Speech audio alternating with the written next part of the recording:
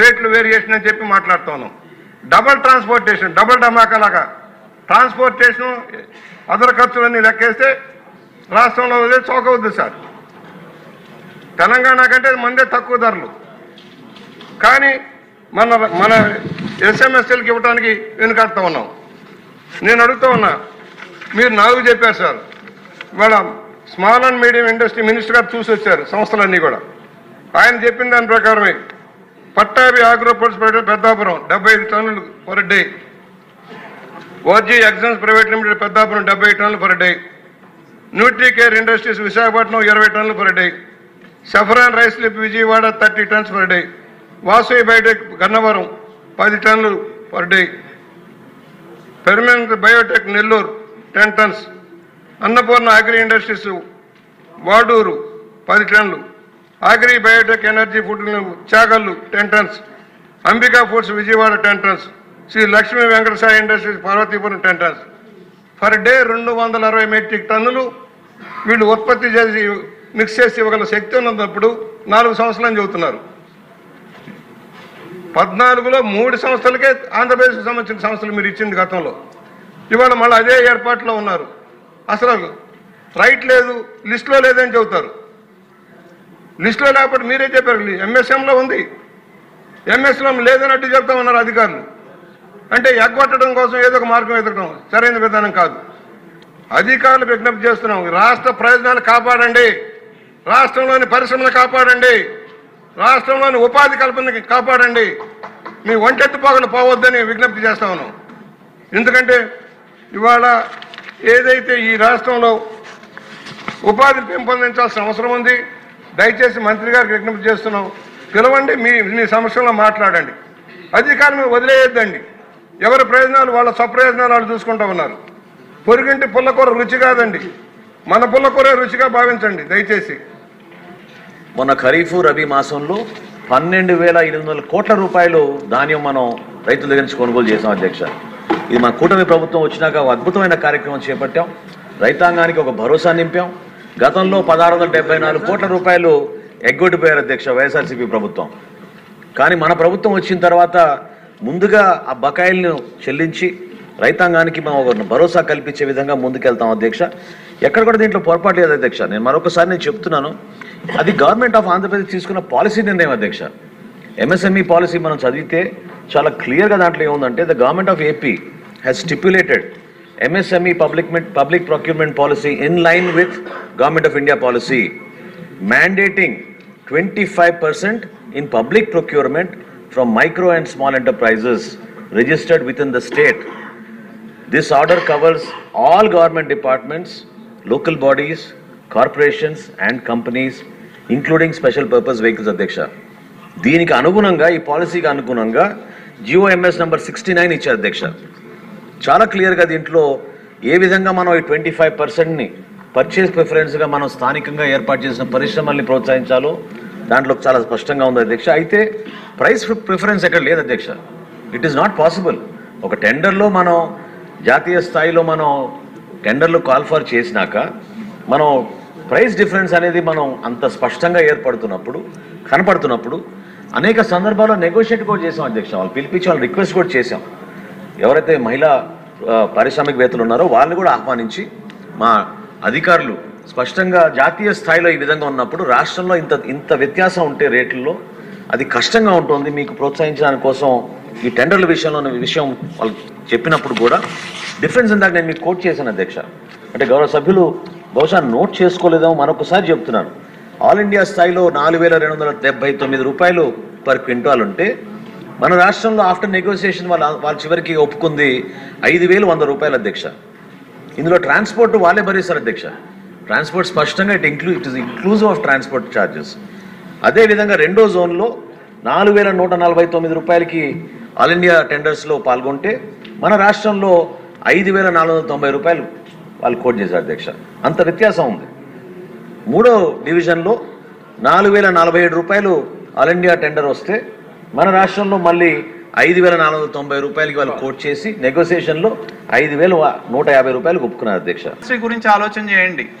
మీరు ఈవెన్ మీరు 25% రిజర్వ్ చేసి నేషనల్ లెవెల్లో టెండర్ పిలిచి ప్రైస్ ఎక్కువ ఉంది కాబట్టి 25% కూడా ఈయనంటే దానివల్ల ప్రయోజనం ఏముంది?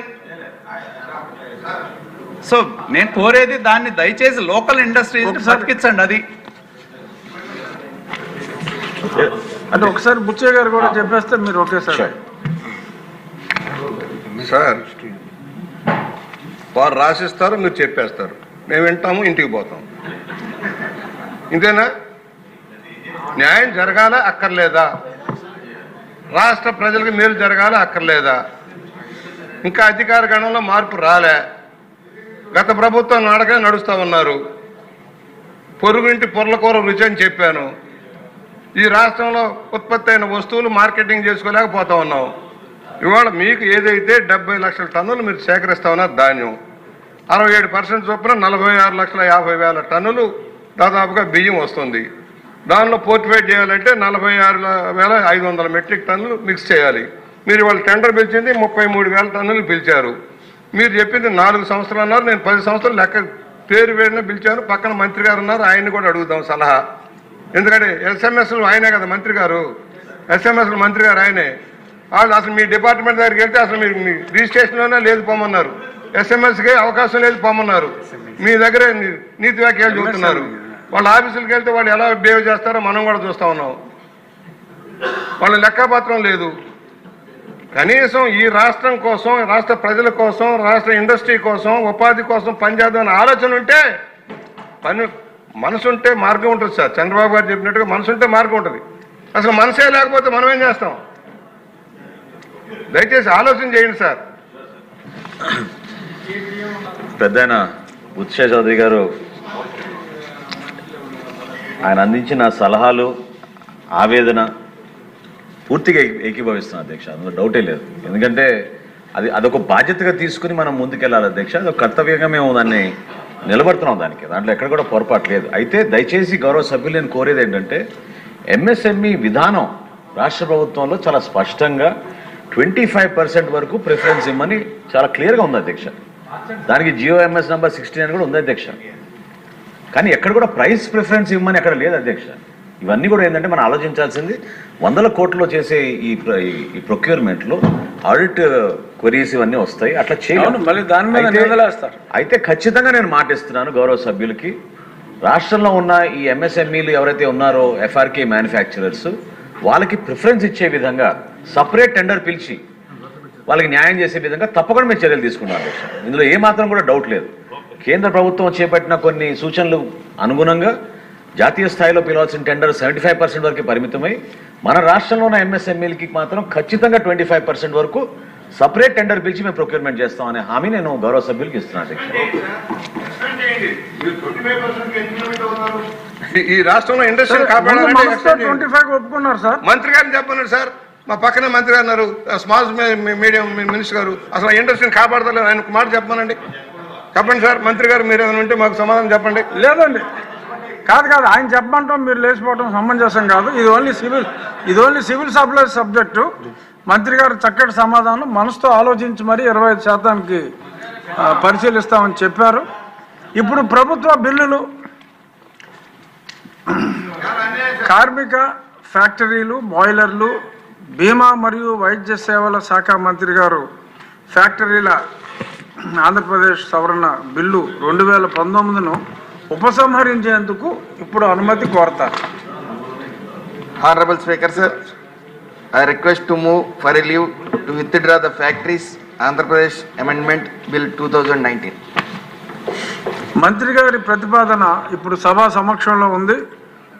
ఇప్పుడు విషయం ఫ్యాక్టరీల బిల్లు 2019ను ఉపసంహరించడం. ఈ ప్రతిపాదనకు సుముఖంగా ఉన్నవారు అవును అనండి, వ్యతిరేకంగా ఉన్నవారు కాదు అనండి. అవునన్నారు, అందరూ అవునన్నారు. కాబట్టి ప్రతిపాదన ఆమోదించడమైనది. ఆ బిల్లు ఉపసంహరించబడింది. కార్మిక, ఫ్యాక్టరీలు, బాయిలర్లు, బీమా మరియు వైద్య సేవల శాఖ మంత్రి గారు పారిశ్రామిక వివాదముల ఆంధ్రప్రదేశ్ సవరణ బిల్లు 2019ను ఉపసంహరించేందుకు అనుమతి కోరతారు. Honorable Speaker sir, I request to move for a leave to withdraw the Industrial Disputes Andhra Pradesh Amendment Bill 2019. మంత్రి గారి ప్రతిపాదన సభా సమక్షంలో ఉంది. ఇప్పుడు విషయం పారిశ్రామిక వివాదముల ఆంధ్రప్రదేశ్ సవరణ బిల్లు 2019ని ఉపసంహరించటం. ఈ ప్రతిపాదనకు సుముఖంగా ఉన్నవారు అవును అనండి. కొంచెం వ్యతిరేకంగా ఉన్నవారు కాదు అనండి. అవునన్నారు అందరూ అవునన్నారు. కావున ప్రతిపాదన ఆమోదించటమైనది. బిల్లు ఉపసంహరించబడింది. కార్మిక ఫ్యాక్టరీలు, బాయిలర్లు, భీమా